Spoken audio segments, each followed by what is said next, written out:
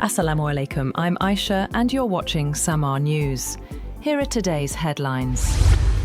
Qatar has denied Iranian claims that it is secretly detaining 3 pilots whose aircraft were shot down during hostilities earlier this year, calling the allegations misleading. Iranian officials say the pilots were captured alive and have demanded information about their whereabouts. Qatar says its forces recovered the remains of 1 pilot and coordinated with Tehran over their repatriation. The dispute comes amid ongoing diplomatic efforts to ease tensions between Iran and the United States and wider regional instability.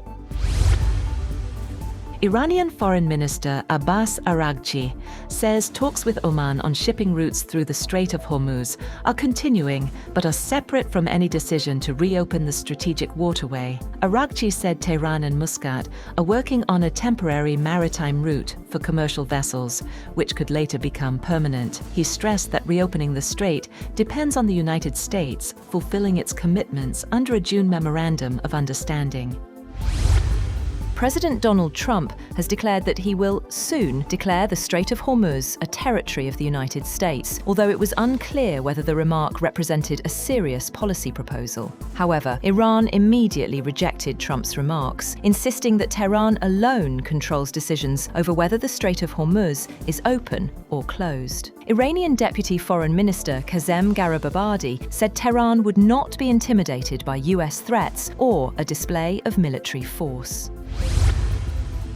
Turkish President Recep Tayyip Erdogan says Egypt could join the Makkah peace agreement, which allows other countries to become members. Erdogan said an attack on any member would be treated as an attack on all members, with participating countries taking joint measures against external aggression. He also stressed the importance of US involvement in ending the conflict in Lebanon and expressed concern over continued Israeli attacks, while saying Turkey would support efforts to maintain stability in Syria.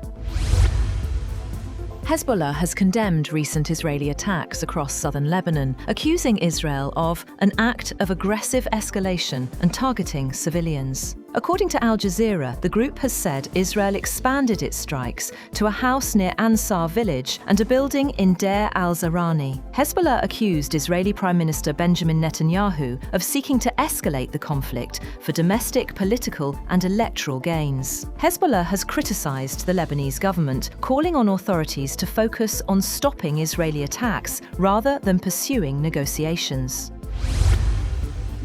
A powerful 7.7 magnitude earthquake has killed at least 51 people and forced around 5,000 to evacuate in eastern Indonesia. More than 1,300 homes were damaged and hundreds of aftershocks were reported, while landslides cut off several areas. Rescue teams and thousands of military and police personnel have been deployed as authorities search for survivors and assess the damage.